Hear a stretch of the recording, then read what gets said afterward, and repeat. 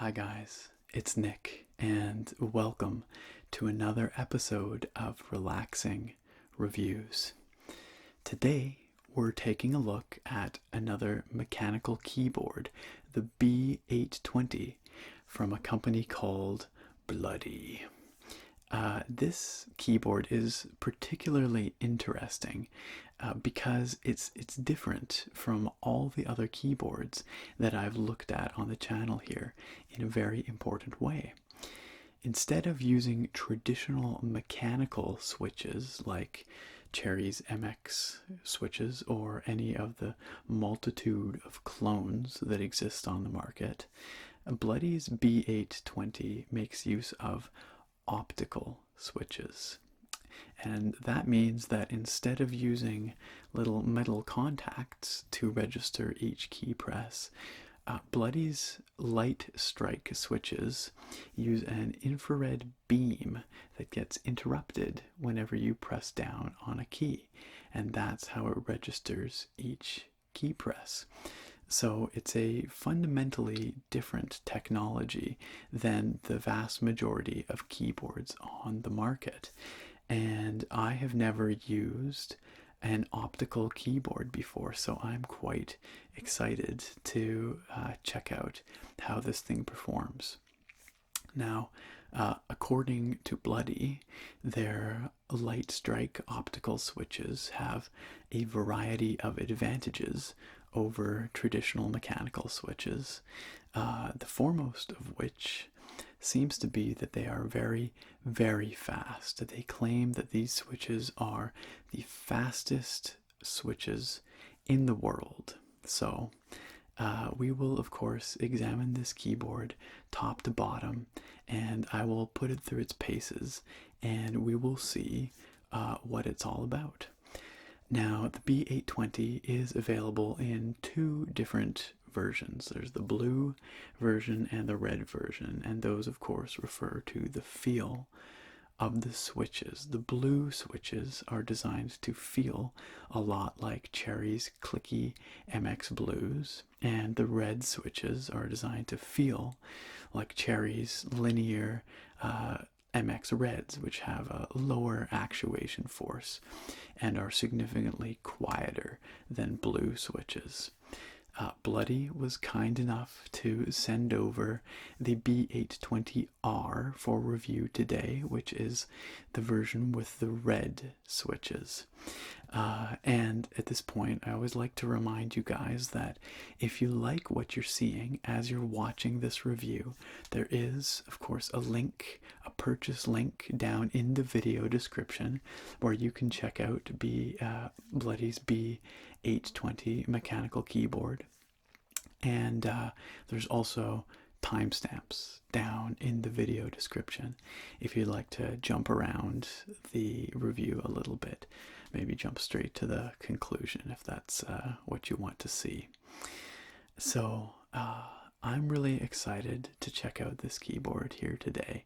So let's jump right on in and take a closer look at Bloody's B820R mechanical keyboard with light strike optical switches.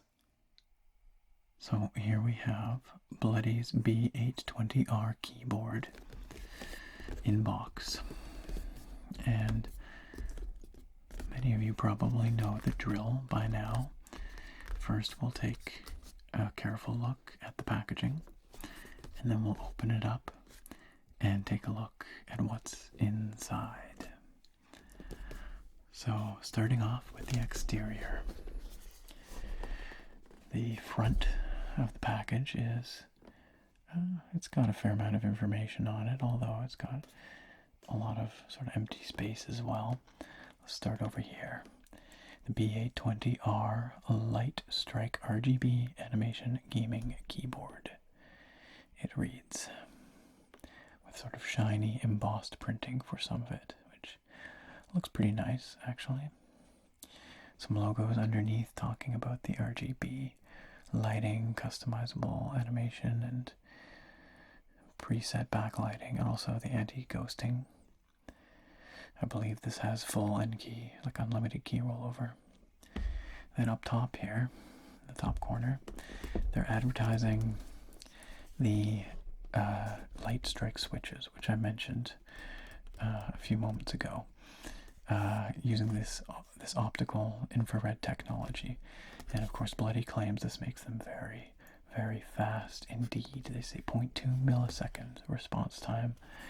Number one fastest switch. A blue switch depicted here, which is designed to emulate Cherry's MX Blue with a definite click to it. But you can see over here in the bottom corner that this particular board is equipped with their red switches, which of course is designed to feel like Cherry's MX Red linear switches with linear response, low actuation force, and they're much quieter than the blues, of course, as it proudly proclaims here, best for gamers, silent gun typing effect, which I think is kind of hilarious. A funny way to describe it, but it gets the point across. In the middle we have Bloody's logo, which is a somewhat stylized bloody hand with this sort of horror blood spatter font. I think it actually looks really tacky, personally. I think it looks like something you would find on a Halloween decoration in a dollar store or something like that. I don't really like it, but your mileage may vary. And powered by A4 Tech, it says below that, which is the parent company. And of course, we have here a window, plastic window, where we can sort of peer through to catch a glimpse of the board. Similar branding all the way around.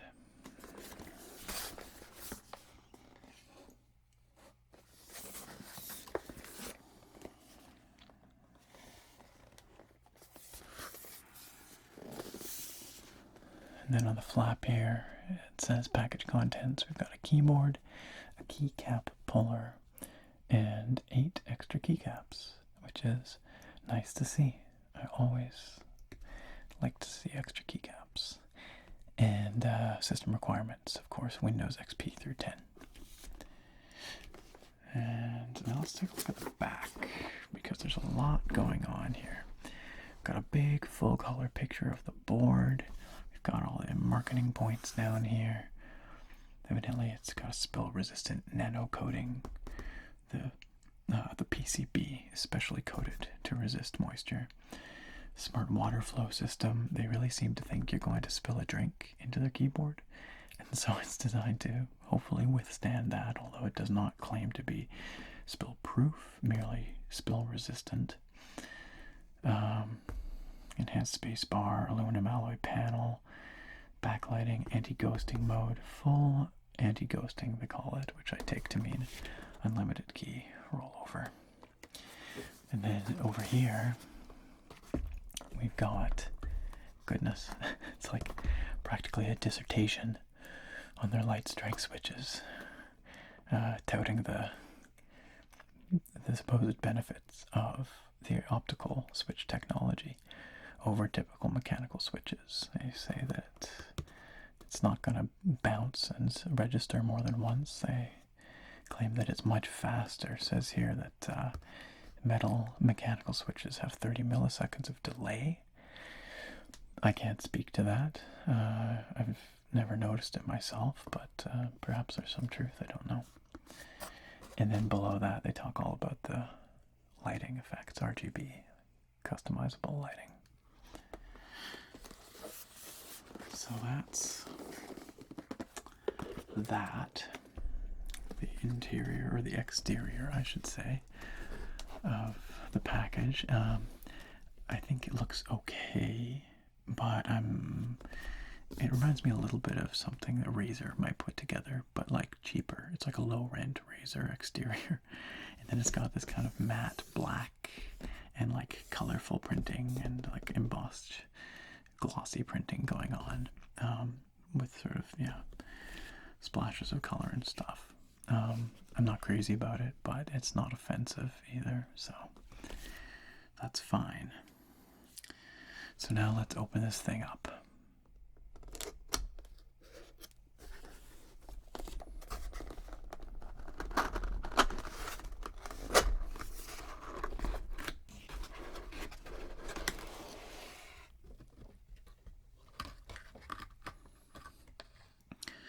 So inside the keyboard is protected by a plastic cover and is nestled within some packing foam. Cardboard on this side probably provides adequate protection, although there's nothing really in terms of padding on the top, so you wouldn't want this box to get crushed from above or below by the looks of it. But let's get the board out of here.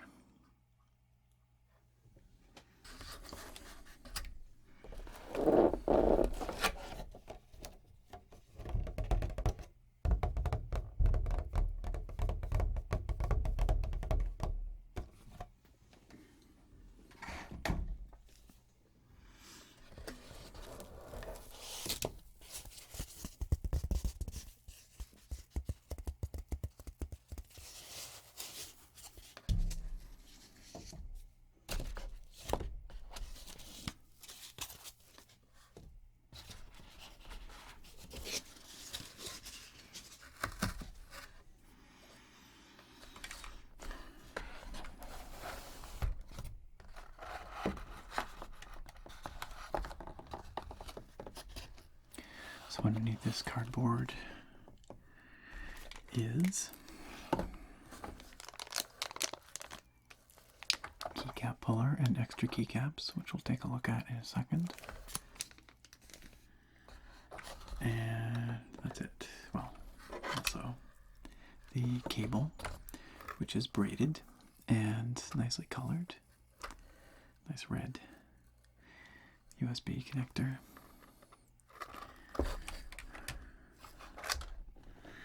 Let's take the board out.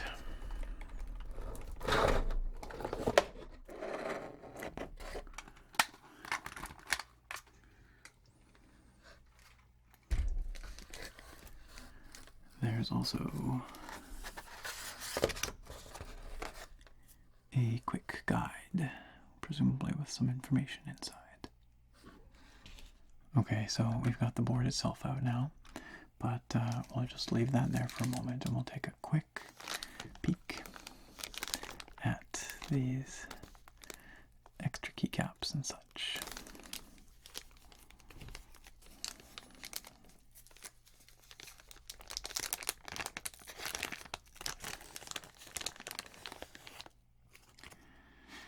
So,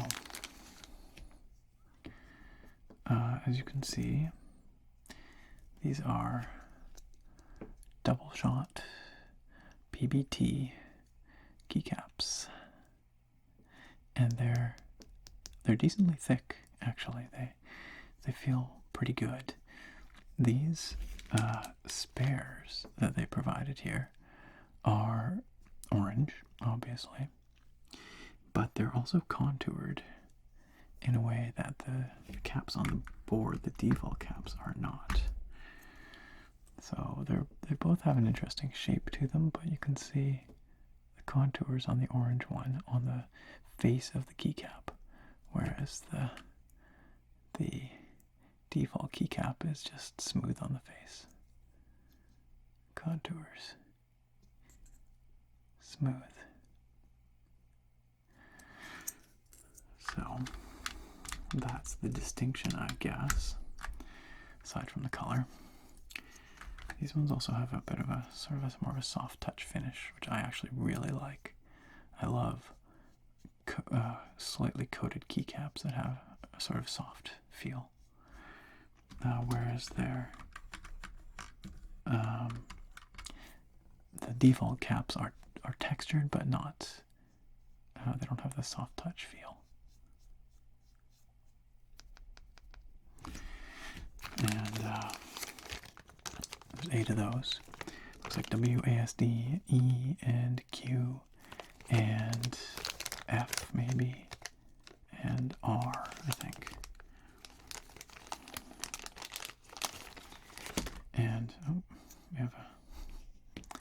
circuit checker, and then of course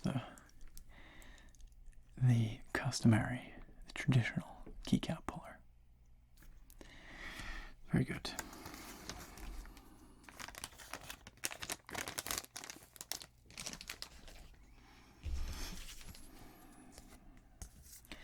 That quick guide, I'll take a quick peek at.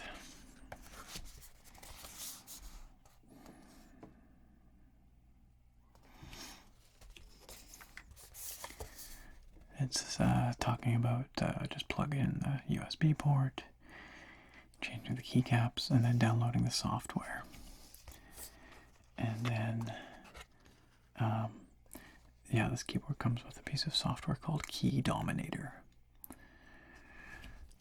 And then function key combos for media and things like that. RGB animation customization, lighting presets, you know, that sort of thing. This is a nice, thicker, like a cardboard almost, thicker paper. Feels nice. Again, not crazy about this aesthetic they've got going on, but it's at least it's consistent with the packaging, so that's good. And here we have the board itself.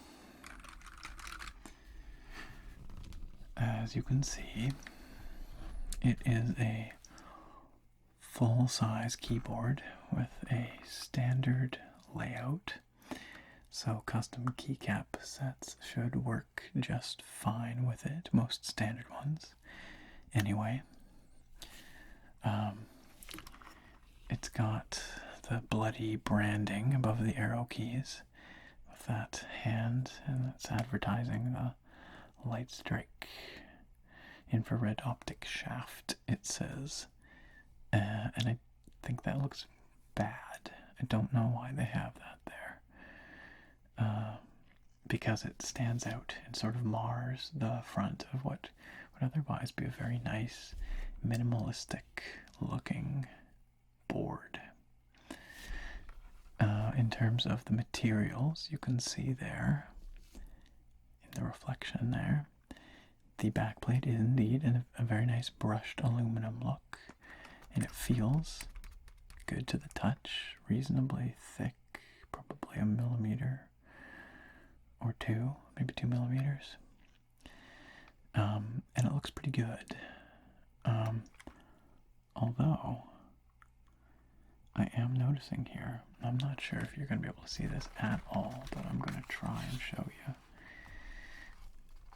Right next to the arrow key, the up arrow key, this is tough to show, there's a scratch. Look at that. Can you see that? Next to the... there.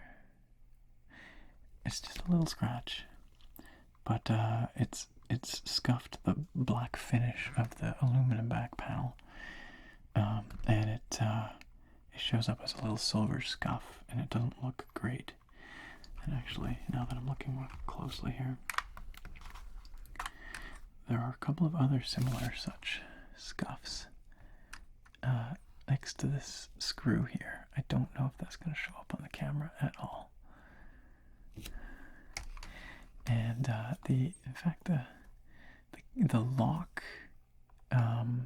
indicator lights are covered with what looks like plastic, and that looks a little scuffed too. You can see scratches and scuffs on it. Check it out. Around the edges and on the face of it. It doesn't look good. It looks kind of grimy. Now, those are minor complaints. I mean, when I move the board back and look at it, they're small aesthetic blemishes, and most boards have some kind of small, scratch or blemish or whatever. But those stand out to me, which is unfortunate. That's too bad. But they don't really show up from a distance, with the exception of that scratch next to the arrow keys there. It's so hard because of my lighting to show it, but anyway, you can sort of see it. Okay, but moving on. This is interesting placement of the print screen, scroll lock, and pause break keys. A little different from usual. I think they're typically situated over here, and the lock keys or the lock indicator lights are situated over here, but that doesn't really matter. I think it looks fine to have them situated above the numpad. We've got a reinforced connection for the USB cable, which is nicely braided and color coordinated. You can see that little reinforced connection it's got a nice red color, and the braided cable is also striped in black and red, and then the business end of the USB plug is a similar, I guess, blood red. I guess that's what it is, because they're bloody, right? And this looks decently long. I suspect it's about 6 feet. So that's great. It feels good. It feels relatively heavy, and the braided cable feels like it's, good quality. The board itself is actually, it's lighter than I expected. And the chassis, that's interesting noise, hear that? You can hear the rattling of the keys, but there's something else in there. That's funny. No idea what that is. The chassis, as you'll see when I flip it around, is plastic. Oops. So on the back of the board, we've got, hallelujah, feet that flip out horizontally, which is kind of different, but that's neat. And they're actually color-coded or color-matched as well. They've got these little red plastic bits that look pretty good. Same story over on the other side.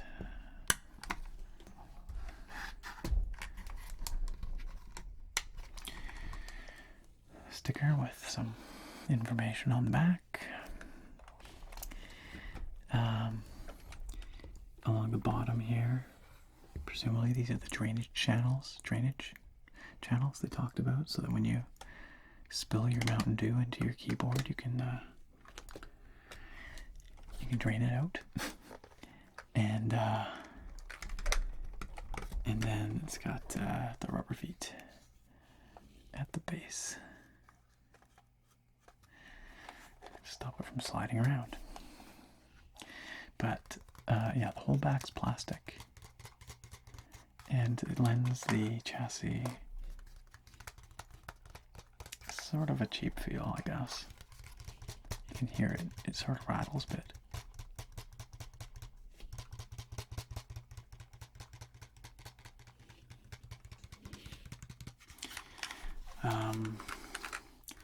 And I think it contributes to the lighter feeling of the board. Let's go for the flex test here.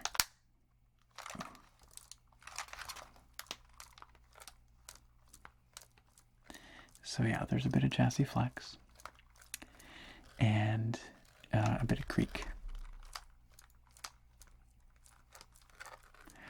But nothing egregious. Okay, let's talk switches. So let's listen to some just simple action first.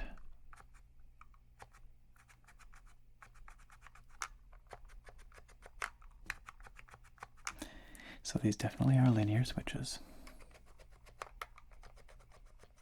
and they're pretty quiet.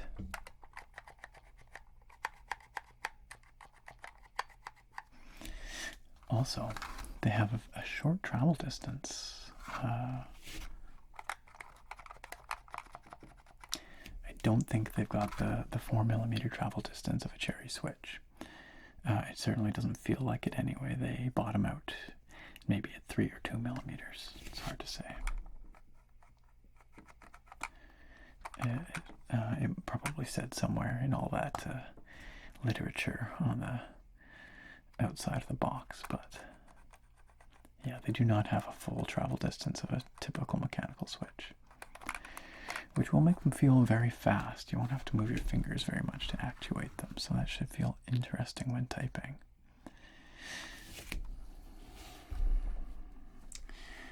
Let's expose one of these switches to just take a closer look, see if it looks like a cherry switch.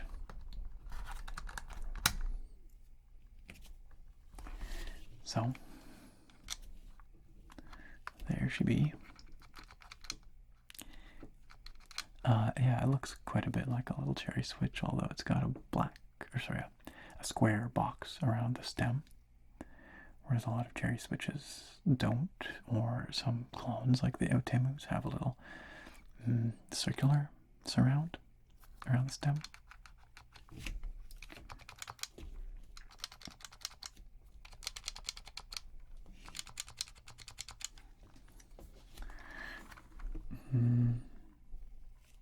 And no obvious branding on the switch. Oh, that's a lie. It actually has a little LK for light strike, presumably. You're not going to be able to see it. It's quite small, but it's under the switch. Okay. Last but not least, let's talk legend. The font chosen for the legend of these keycaps is your typical gamery, like Chinese keyboard font. It's very similar to what we see on boards from the likes of, Aki, or any of the other boards I've looked at, really. It's often this, like the Moto Speed board and things like that. It's this sort of angular, gamery, futuristic-ish looking font that I am never totally crazy about, but I can accept that that's the target market, so it's fine. It's passable. Let's take actually a quick look here at stability of the big keys. It's a bit of wobble.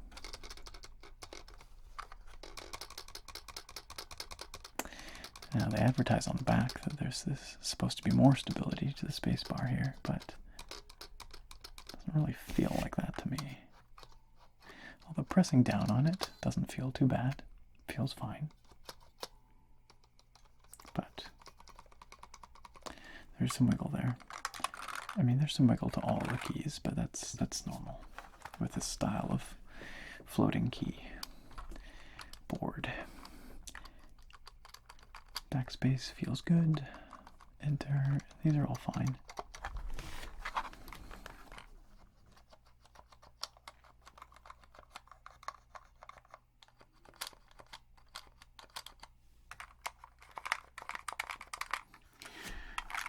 So, overall, I think the board looks pretty good. I like the brushed aluminum backplate, although I wish that it wasn't scuffed in a couple of spots. I do not like the branding over here because the bright white stands out as the most prominent feature on the front of the board, and I think it looks ugly, and it ruins what's otherwise a nice kind of dark minimalist aesthetic. But it's pretty compact. There's not a lot of wasted space for a full-size board, and that's good.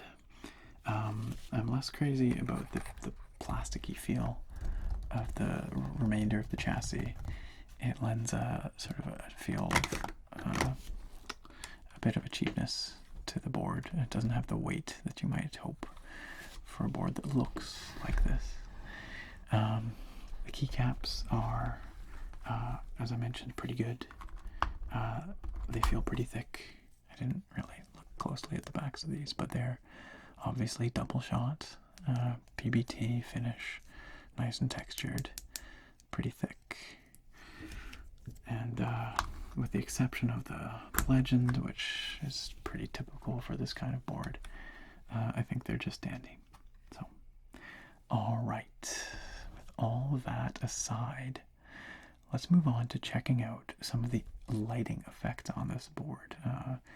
I've been led to believe that there's quite a bit going on there in terms of customization with animations and the RGB backlighting, so let's give that a look. Okay, so in terms of RGB lighting effects, Bloody's B820R actually has a lot to offer. And the first thing we're going to do here is look at the preset lighting effects. Then we'll look at Bloody's Key Dominator software, which covers both the lighting effects as well as key rebinding and macro functionality and those kinds of things. But without the software installed, just out of the box, plugged straight into your PC, Bloody's keyboard has a rather disappointing 6 lighting presets, and there's really only like 1 or 2 of them that you might want to actually use. So this is the default lighting effect, which is obviously like a rainbow waves, like rippling rainbow. I will say that the LEDs are fairly vivid and bright. The transitions are nice and smooth, and they overall they look pretty good, about as good as one could expect from LEDs on a dark backplate. You know, it's like a black or dark gunmetal backplate, and so they're not going to be as vivid as something with like a white or silver aluminum backplate. So I think those look pretty good. But let's flip through the presets here. Function F12 gives us our preset toggle or cycle. Okay, so this one's ridiculous. It's a flapping bird and it's animated.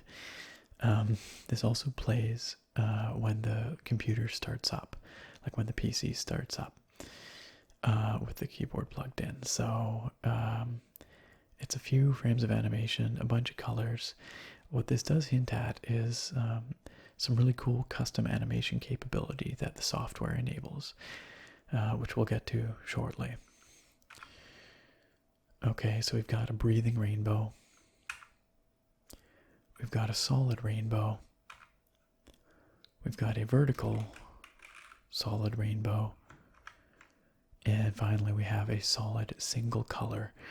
And unfortunately, in this mode, the solid single color mode, it really is single color. I don't believe that there's a way to switch or change the color without the software.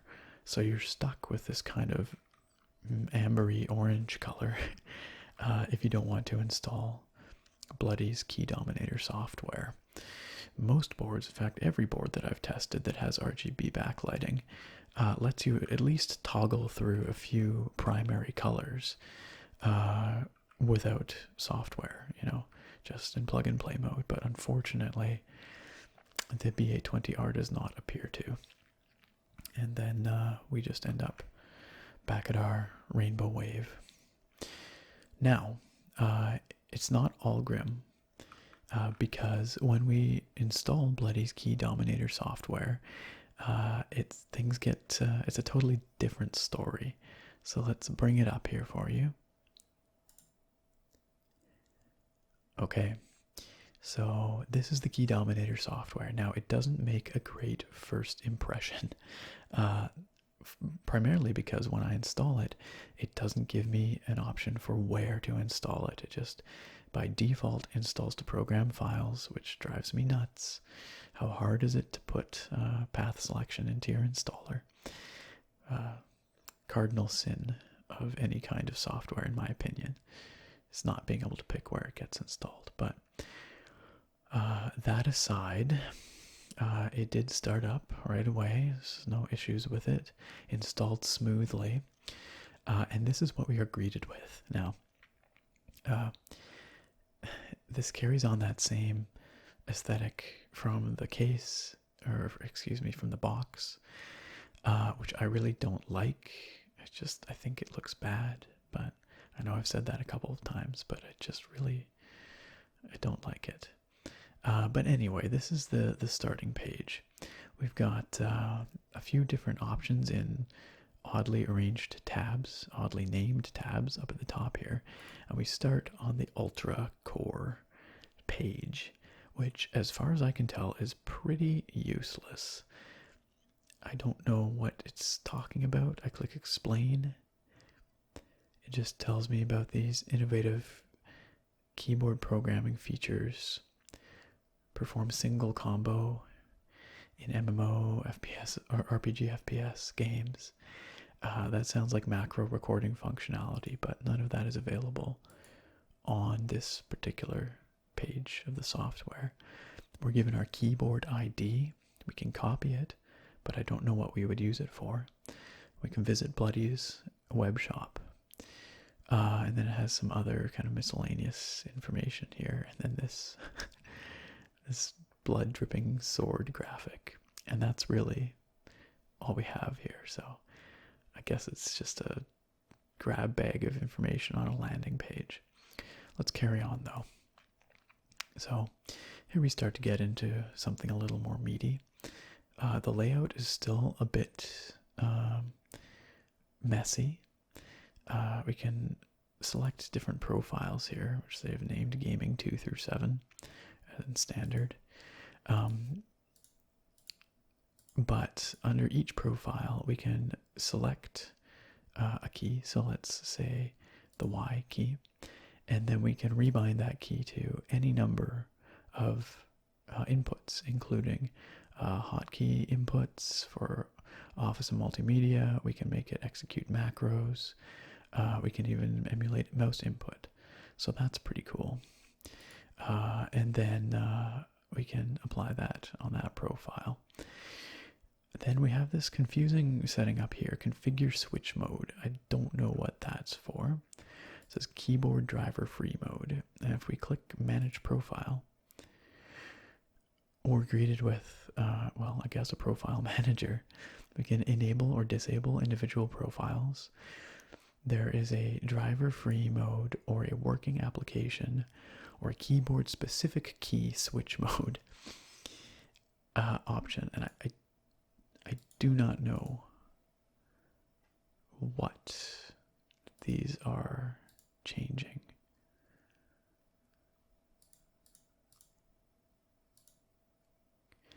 Profile key, right alt. Maybe this allows us to hold down a key on the keyboard like right alt and then access a secondary layer, like another function layer. If that's what that is, that's really cool. If we can make custom function layers that we can swap between on the fly. But it doesn't make it clear if that's the case. So, but at any rate, there's a fair bit of configurability there, and it does look like we can rebind pretty much any key on the main board. Nothing for the numpad or for the navigational keys, but that's okay. Okay. Moving on, RGB animation. This is where things get a little crazy and very, very cool.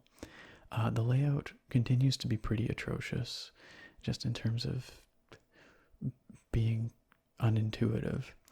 But what we have here, we can import and export files. So we can share our animation files, which is pretty cool, or download other people's animation files. But what we can do here is click RGB animation and we get this whole new window, and we can animate the lighting on a per key basis, frame by frame. We've got 20 frames of possible animation that we can cycle through. And each key can be given its own unique RGB value. We have over 16 million colors to choose from per key. We've even got this kind of neat function here where we can set it to smart mode, and what happens is when the keyboard hasn't received input for a certain amount of time, it will turn on the animation. So it's like an idle animation for the keyboard, and you can choose how long it takes to kick in here. And I just think this is pretty cool. I've never seen this on a keyboard before. 20 frames of animation is relatively generous. You could make neat little Game Boy sprites. You could do like a Pikachu that walks across the board or something. I haven't really had a lot of opportunity to experiment with it, but I imagine creative folks could do all kinds of neat stuff. So I really like this function. I think it's pretty cool. And I actually think this part of the software is not too bad in terms of its layout. You know, it's not super intuitive, but you can sort of figure out what's going on. So the animation that we're looking at right now is obviously the wave animation was momentarily, a few moments ago, playing across the keyboard. You can see when I drag the slider, you can see the wave frame by frame in the software. Then we've got, no, we will not save that. Full color board animations here, where instead of animating frame by frame, we've just got fixed color on each key, but then that can be animated across the entire board with options like, where did I see here, breathing or solid. And again, we have per key full RGB color control. And then we can also do just the entire board as a solid color.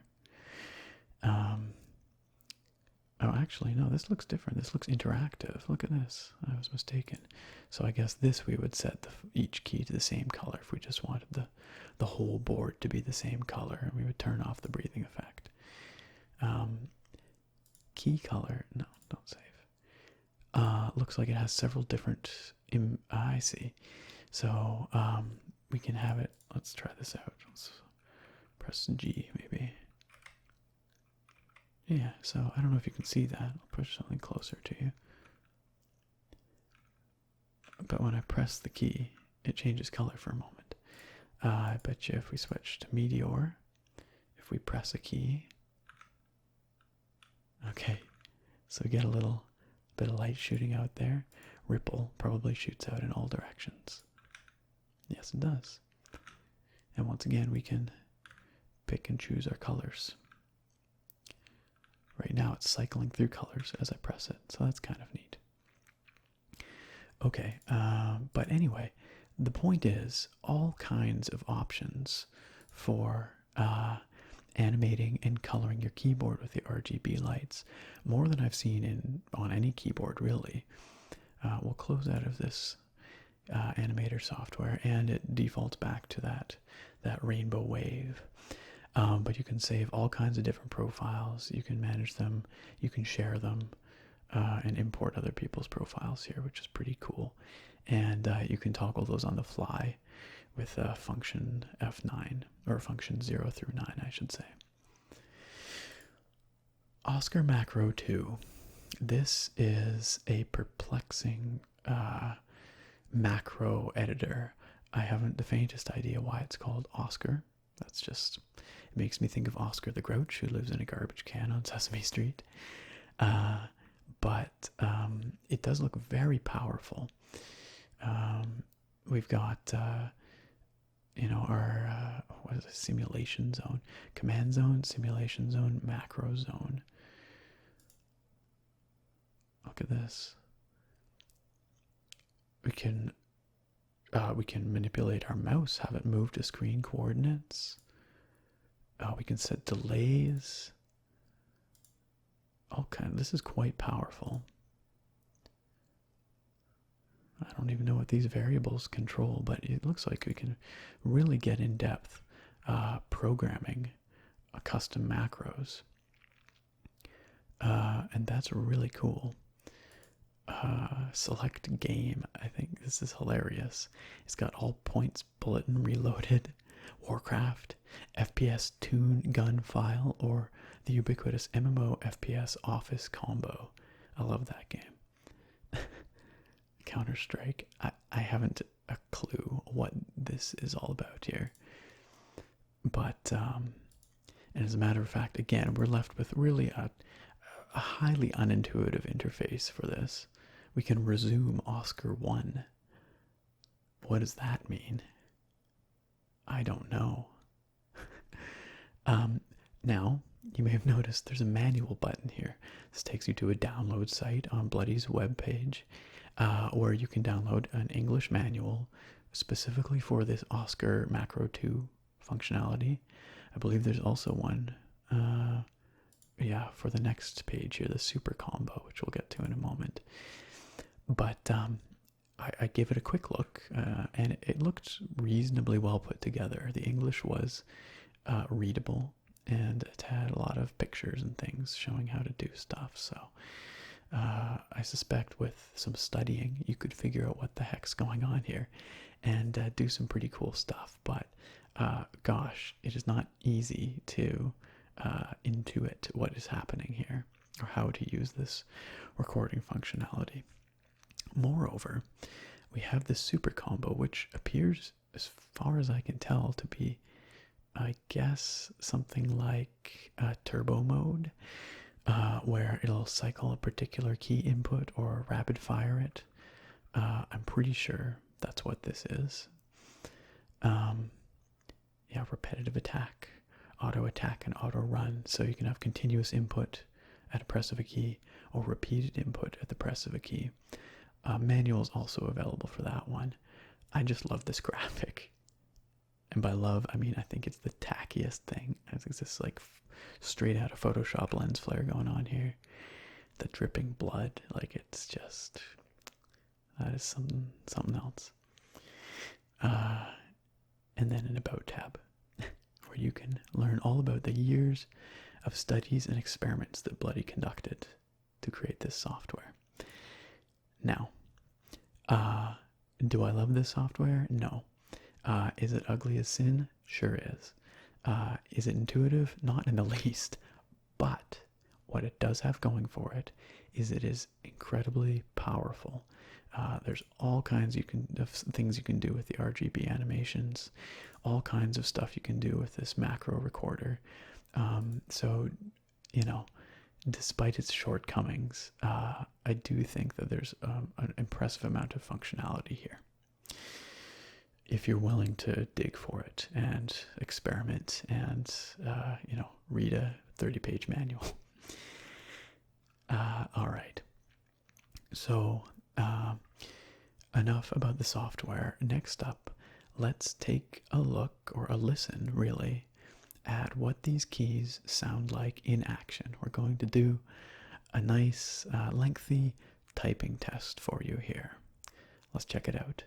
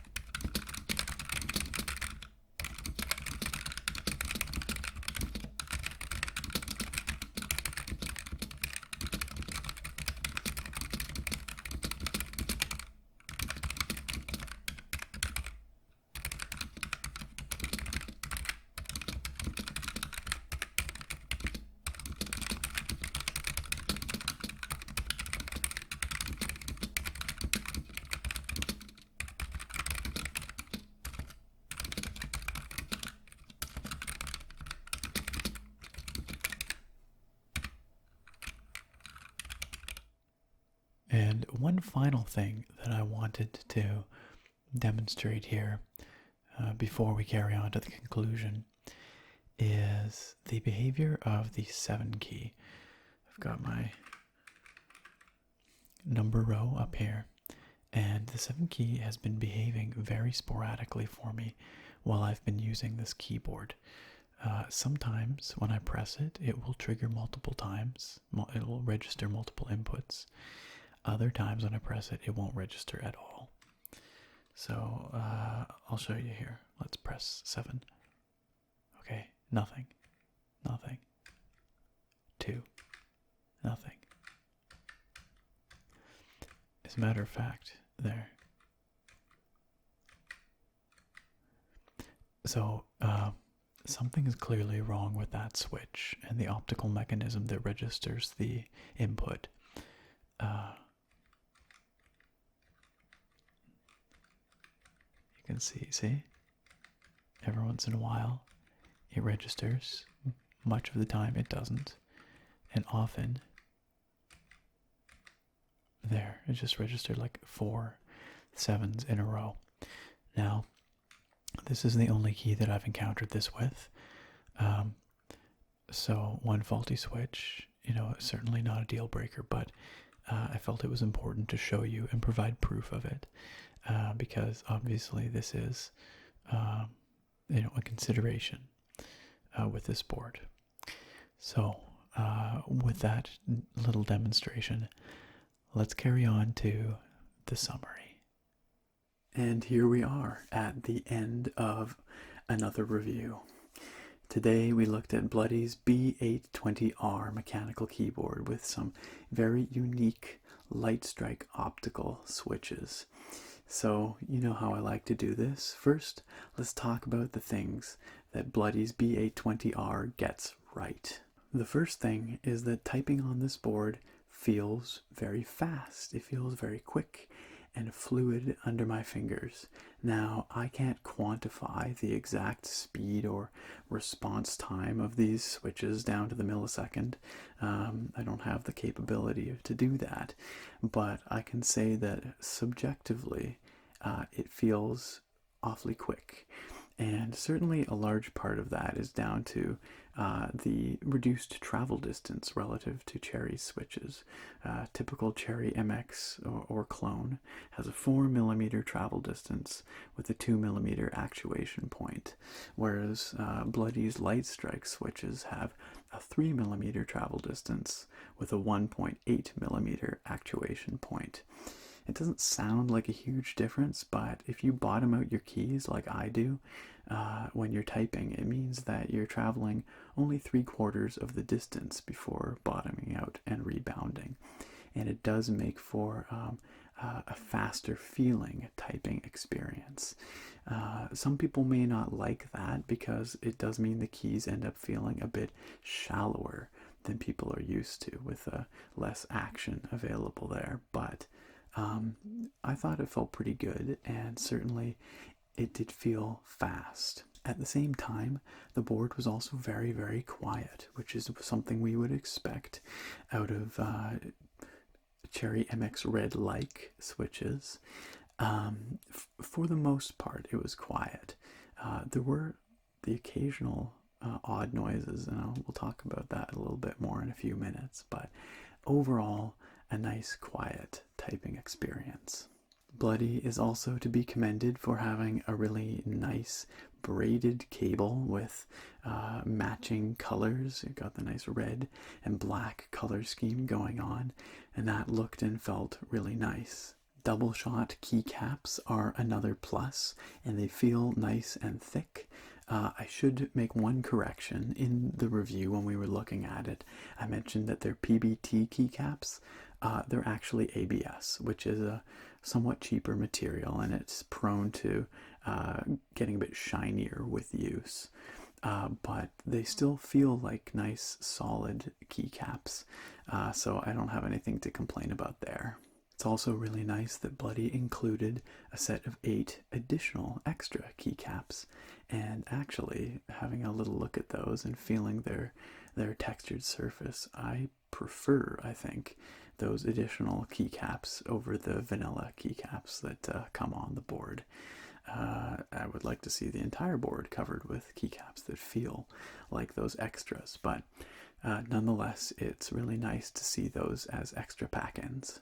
And finally, I have to give credit to the software package that Bloody offers with this keyboard called Key Dominator 2. Now, there are some things I really like about the software and some things I really don't like about the software, but what I really like is that it is very, very powerful, incredibly feature-rich.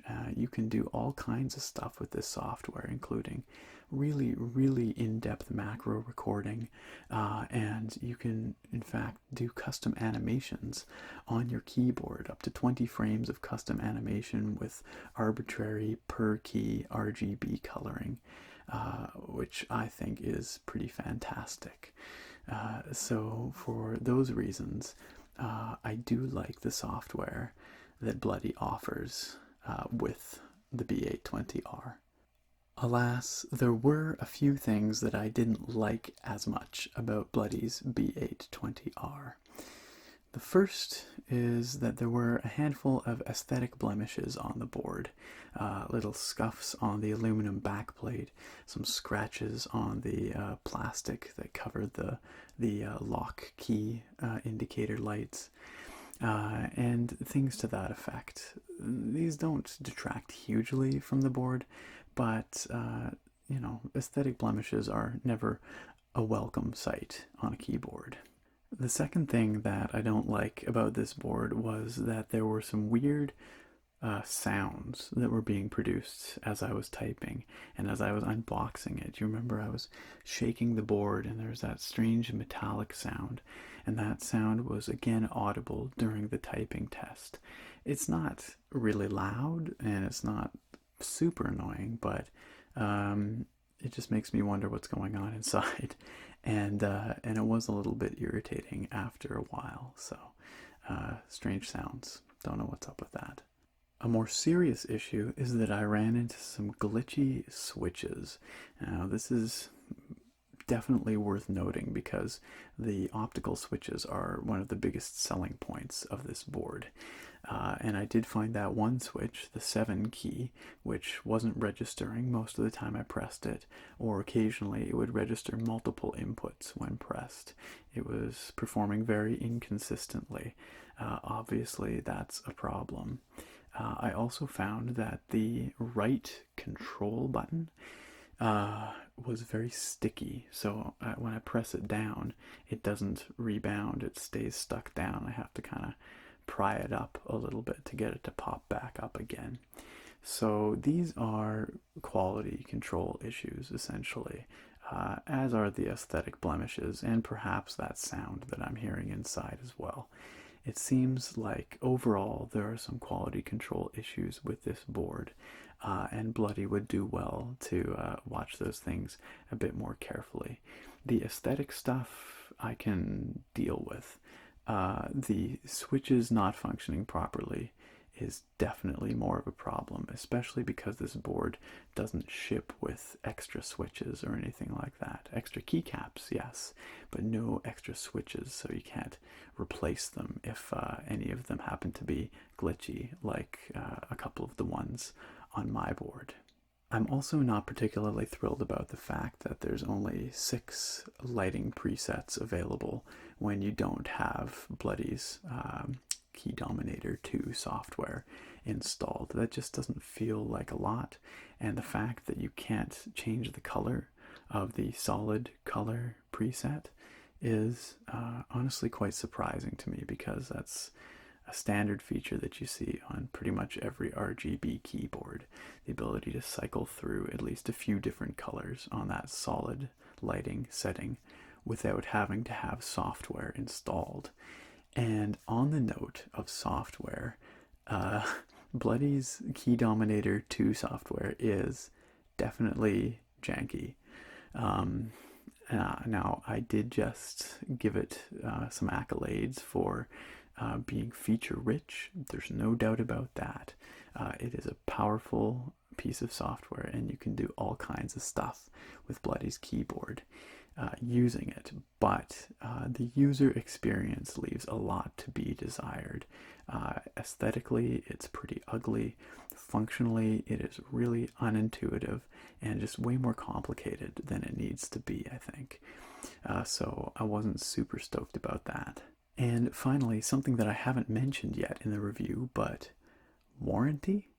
I couldn't find anything about a warranty inside the box or on the outside of the box. On the Amazon store page for this keyboard, nothing about a warranty. On Bloody's own website, nothing about a warranty.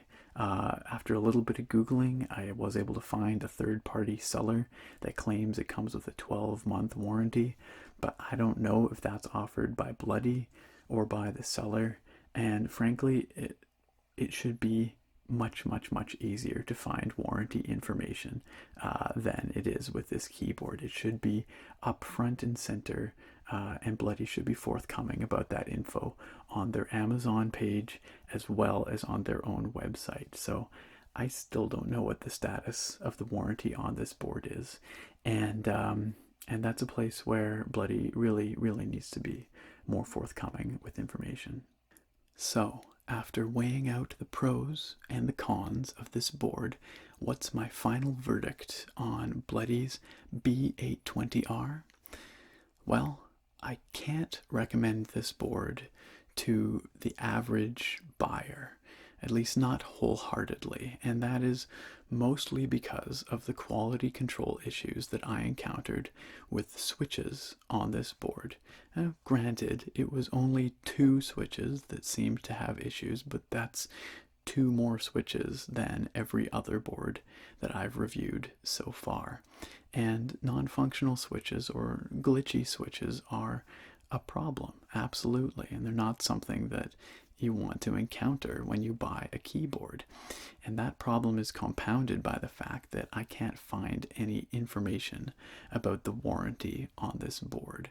At the very least, if you're going to have some quality control issues with your switches, you need to be upfront about saying that you've got a return policy, or that your board is covered for, at the very least a year. That's the bare minimum that you expect with these kinds of mechanical keyboards.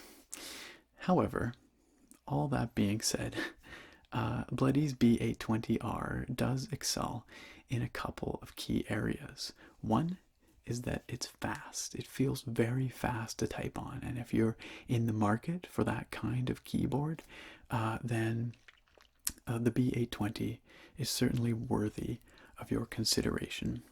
The other place where the B820R excels is in the customizability of the backlighting. If you want to get in there, change the color of each key, if you want to have an animation that you can customize on your keyboard, then I'm pretty sure the 820R is one of the only games in town. I've not seen that animation feature available on another board before. So if that's something that really speaks to you, then definitely check out Bloody's B820R. But for the asking price, which, by the way, I don't know if I've mentioned yet, is $100, I think that there are other very competitive options available at that price point for the general buyer. But do your research, see what's available. If the B820R looks like a keyboard that you would like to purchase, there is, of course, that link down in the video description where you can go check it out and give it a look, see if it's got what you want. Big thanks to Bloody for sending over the B820R that we looked at in the video here today, and a huge thanks to all of you for watching the video today. I really do appreciate it, as always. So thanks for watching, and I look very forward to seeing you back here next time for another episode of Relaxing Reviews. Bye for now.